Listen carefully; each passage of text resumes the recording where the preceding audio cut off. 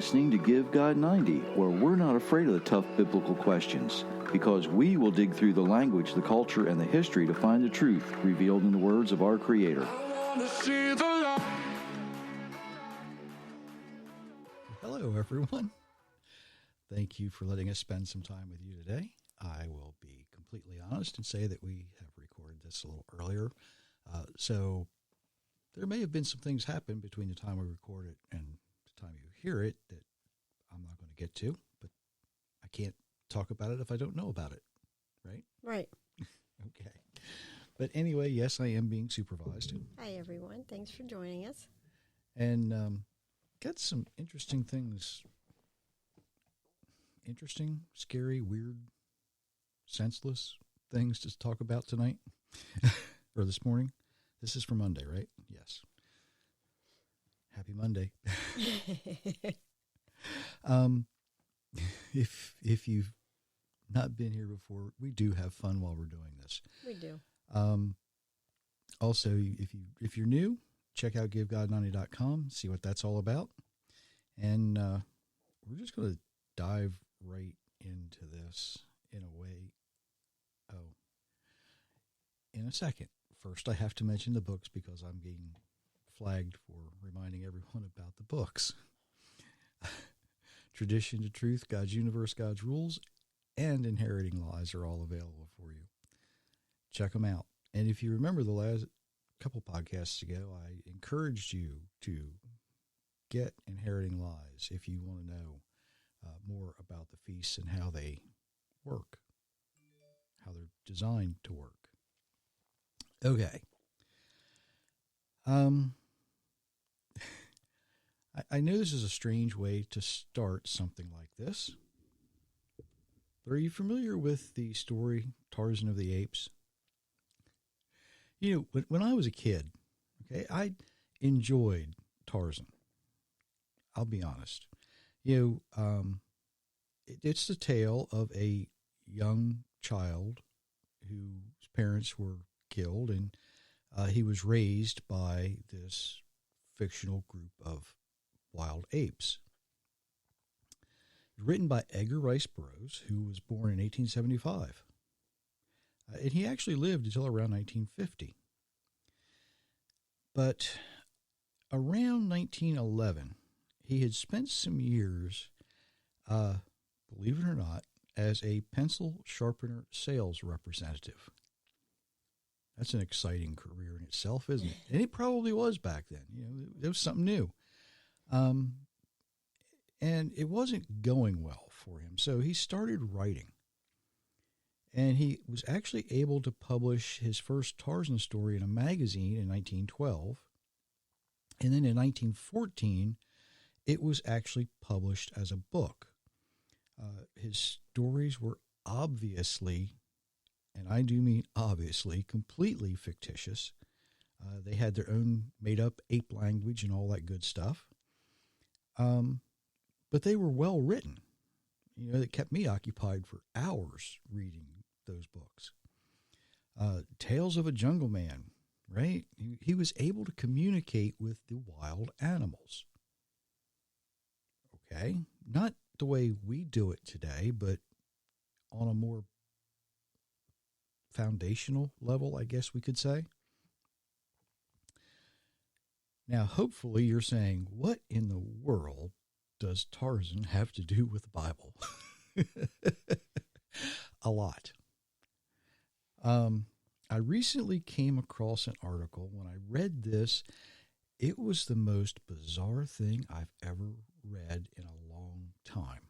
Okay, now the headline reads, Extraordinary Tale of Scientist Parents Who Adopted a Chimpanzee to Raise as Their Baby's Sister, but bitterly regretted bizarre nature versus nurture experiments on their son after it yielded chilling results. Imagine that. You bring a wild animal into your home and think you're going to get a result of anything other than a wild animal. But it gets better. Now, this article was written by Beth Ann Sexton, published in the Daily Mail just a week or so ago. It's recent, the article is. So let me read some excerpts from this, because you're not going to believe. Well, you might believe what you hear. It took me a minute to let this sink in. And I quote, "Extraordinary video footage shows how two scientist parents attempted to raise their infant son alongside a chimpanzee as part of a bizarre nature versus nurture experiment in 1931. End quote. Now, this is very shortly after the Tarzan books had been written. Keep that in mind. Back to the article. Psychologists Winthrop and Luella Kellogg conducted the study on their 10-month-old son Donald and a 7-month-old chimp called Gua in their Florida home. The couple were attempting to establish if it was possible to educate an ape and teach them to communicate as a human.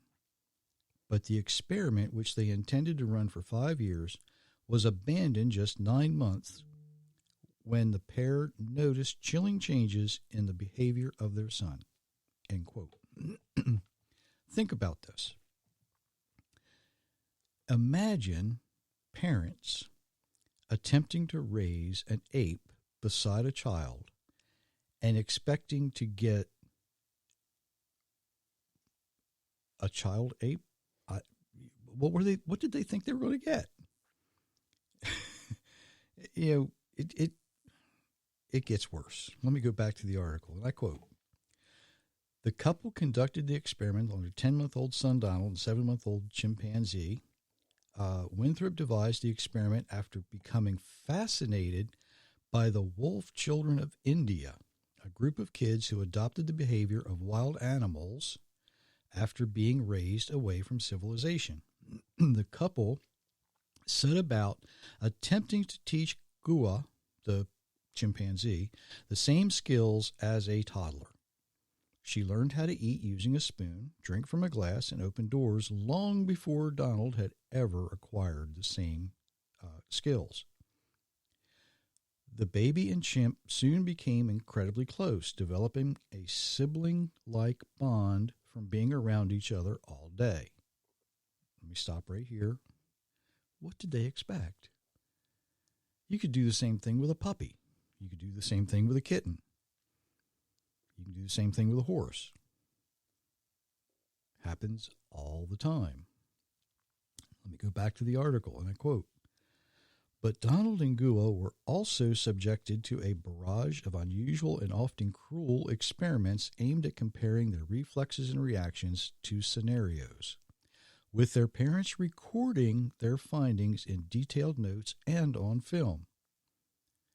Now, end quote, here's where things get really more strange. This is, like I said, I didn't believe this when I read it. I had to go look this up. Getting back to the article. Quote, "Video taken from one experiment showed a gun being fired just inches away from their heads as the scientists sought to find out which would react first to a loud noise. As the weapon was released, the youngsters both flinched before Gua dramatically scrambled into the arms of one of the scientists for safety. Another disturbing experiment saw both spun around at speed. The test only ended when Donald burst into tears. A similarly cruel test involved teasing Donald to the point of distress." End quote. If you've ever been around firearms,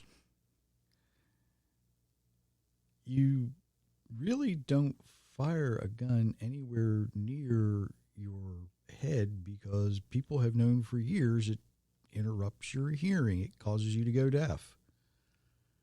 It's just not done. This isn't science.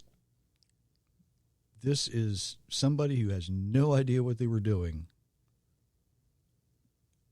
attempting to, I don't know what they were attempting to do, but it was strange. Parents purposefully antagonizing their own child.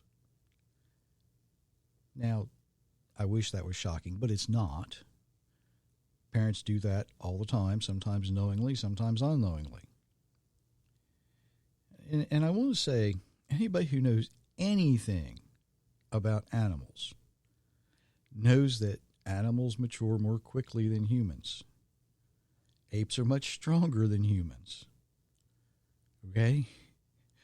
Puppies mature faster than babies. What animal doesn't?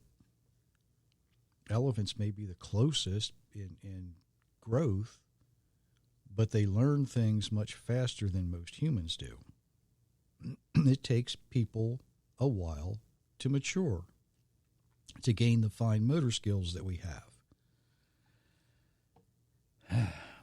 Let me continue, because here's where they talk about what they were doing with the chimpanzee. And I quote, "The couple were obsessed with teaching Gua to speak, and Luella often attempting to move her lips to form words. At first, Gua's rate of development was much faster than Donald's, especially when it came to motor skills. She learned to respond to 95 phrases, including 'show me your nose' and 'kiss Donald.' But eventually she began to plateau and was outpaced by Donald, most notably when it came to speech. Despite the couple's best efforts, Gua was never able to utter a single word and only communicated with grunts. And before long, the couple realized that in socializing Gua to become human, their son had adopted animal traits. He would often start biting people when he became aggressive, and he and Gua shared a secret language of bark-like noises that they would use to communicate. Donald began to, I shouldn't be laughing here, but what I'm actually laughing at is the faces that Myra's making while I'm reading this. Donald began to lag behind his peers in terms of development, his human peers, by the way, in terms of development, and often chose to shun other children in favor of playing with Gua. All the while, Gua was growing in strength and becoming more and more unpredictable. They also reported lost interest in the experiment after failing to teach Gua to speak. Now, Gua was returned to captivity and became the subject of another experiment. She spent the rest of her life in a laboratory cage." End quote. And if you're wondering, about 2 years later, the chimpanzee died of pneumonia. Now, this was started in 1931. So in 1943, in 1973, at the age of 43, Donald committed suicide. The experiment, if we can call it an experiment, that was conducted in the 1930s, only a few years after Tarzan was published and became famous. I have to wonder, did they actually pattern this after a fictional novel? The ideas that someone had in their head, and Edgar Rice Burroughs' fictional book, The Fictional Tarzan, was raised by a fictional colony simply known as the Great Apes. The reality is, as much as we might try to humanize animals, they are much, much different than mankind. Okay? Read that first passage, because we need to know this. "Then the Lord God formed man from the dust of the ground and breathed the breath of life into his nostrils, and the man became a living being. And the Lord God planted a garden in Eden in the east, where he placed the man he had formed. Out of the ground the Lord God gave growth to every tree that is pleasing to the eye and good for food. And in the middle of the garden were the tree of life and the tree of the knowledge of good and evil. Genesis chapter 2, verses 7 through 9. Okay. The tree was not placed in the garden for the animals. The tree was placed there for mankind. The animals did not receive the breath of life. That is reserved for mankind. When we learn about science experiments, when we learn about science experiments like this one, the only conclusion we can reach is that the people who chose to do the experiment had rejected the Creator. He said, oh, we can do much better. We know what we're doing. God didn't know what he was doing, but we know what we're doing. Now I'm going to say that other fiction writers such as Orson Welles, Isaac Asimov, Gene Roddenberry, and the others, they have actually given rise to advancements in technology, advancements that probably would not have happened if they hadn't had envisioned an idea of something. Now, that being said, for science to really have the capability to enhance mankind, it must include the Creator's design for mankind. Did you know that in Nazi Germany in the 1930s, many experiments were done, including drastic and horrific anatomy experiments trying to prove that there was a superior race? These were done on both living and dead subjects of various races and ethnicities. The results, though, weren't what they were expecting. The results were that mankind is mankind, exactly like the Bible reveals. Now, I need to be careful not to give anybody the impression I'm anti-science. I'm not anti-science. I'm all for learning as much about creation that we live in as possible. I'm all for learning as much about the human anatomy as we can. All for learning about the interaction between species of animals and plants. But these experiments would be far more productive if we would learn much more, and we would learn much more if sound biblical principles were used in the theories that led to the experiments. With biblical principles leading scientists, there would be no horrific experiments. We've seen a lot of them in the past. And doesn't mean much, but in my opinion, we'd be farther ahead now if we allowed sound biblical principles to lead science. Job actually had something to say about this, believe it or not. Way back, Job was a contemporary of Abraham, so some 3,900 years ago. Go ahead and read that passage. But ask the animals, and they will teach you. Or ask the birds of the air, they will tell you. Speak to the earth, and it will teach you. Or let the fish of the sea tell you. Every one of these knows that the hand of the Lord, what the hand of the Lord has done. That the hand of the Lord has done this. The life of every creature and the breath of all people are in God's hand. The ear tests words as the tongue tastes food. Older people are supposed to be wise. Long life is supposed to bring understanding. But God has wisdom and power. He has good advice and understanding. What God tears down cannot be rebuilt. The man God puts in prison cannot be let out. If God holds back the waters, there is time without rain. But if he lets the waters go, they flood the land. God is strong and victorious. Both the person who fools others and the one who is fooled belong to him. God leads wise men away from captives. He turns wise judges into fools. Job chapter 12, verse 7 through 17. No matter how much we try to replicate what our Creator has done, We never will. We can't. It's impossible. Today we have this thing called artificial intelligence that's being talked about, and it's exactly what it is. It's artificial. It's not real. You can train an animal to respond to different commands, different stimuli, different ways of doing things. Shepherds have been using dogs to herd sheep for centuries. Other animals have been used to, people have been riding donkeys and horses and mules for a long time.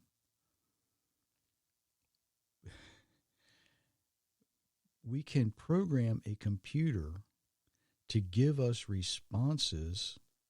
We can even program a computer to search for words and put them together to form a sentence in various languages.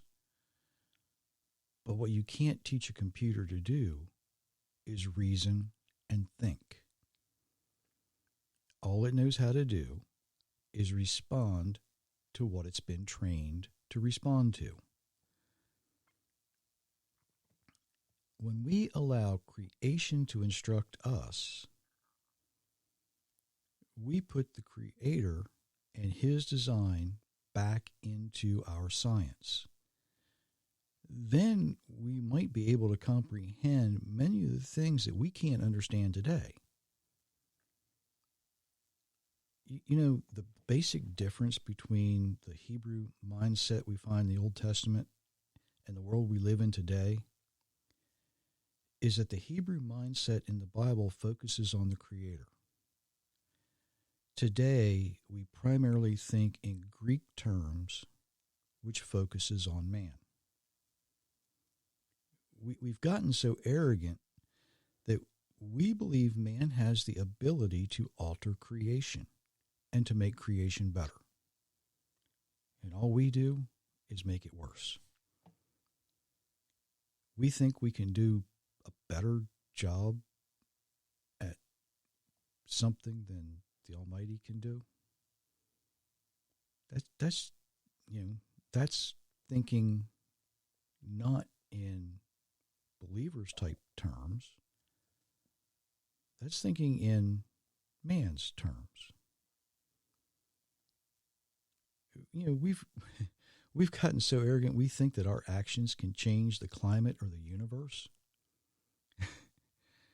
What can we do where we live on this planet that's going to change anything that happens on Jupiter?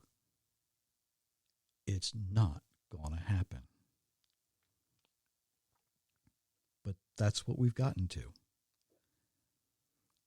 When scientists focus on the Creator and realize they can't improve on His design, we remove fiction from science. But until that happens, we're going to continue to be faced with expensive and sometimes very disturbing results. And that's what happens when we attempt to put man above God. You can't do it. You will fail every time. And that's what the Kellogg's were doing. They were attempting to put man above God and say, I can teach that chimpanzee how to talk. What wound up happening? The chimpanzee and the boy learned to communicate, but not in a language that we understand. He reverted back to some animal instinct of some type, maybe. When the animals came to Adam and he named them, up until the time of the flood, animals and people, they couldn't really communicate, but they weren't afraid of each other. The lion wasn't afraid of the bear. The lion wasn't afraid of anything really, but neither was anybody else. It was not symbiotic. The relationship that people had with animals until Noah opened the doors on the ark and they all left, they all got along. It wasn't until after the flood, that our Creator said, I'm going to put some enmity between the animals and man. They're going to be afraid of you now. They need to stay away from you because you're teaching them bad habits. And it's exactly what we see in the world today.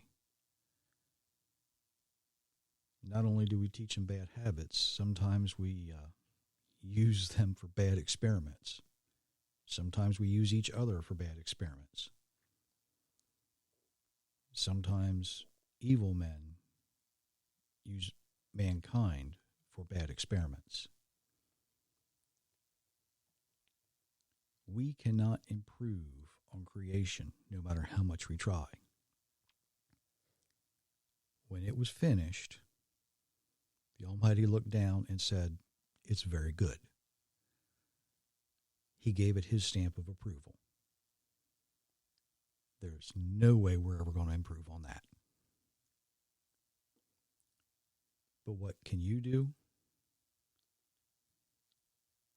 The most important thing you can do is live the way you're designed to live. And in doing so, you'd be amazed at how much differently you look at the world around you. You don't see the differences anymore. You see the similarities. You don't see the problems. You see solutions. Unfortunately, not enough scientists today are familiar enough with their Creator to learn anything from him. I've used that passage from Job a lot, and I'm going to say it again. Job says, ask the earth, ask the dirt. Anybody who doesn't know as much as the dirt, we can say, yes, they're dumber than dirt. But that's not because the dirt doesn't know. Ask the earth, and it will tell you. It was the Almighty who did all this. All we have to do is watch, observe, and learn. And hopefully, that'll be the last one of those experiments that was done for a long time. Anyway, until next time, we wish you many, many blessings, everyone. Yes, be safe.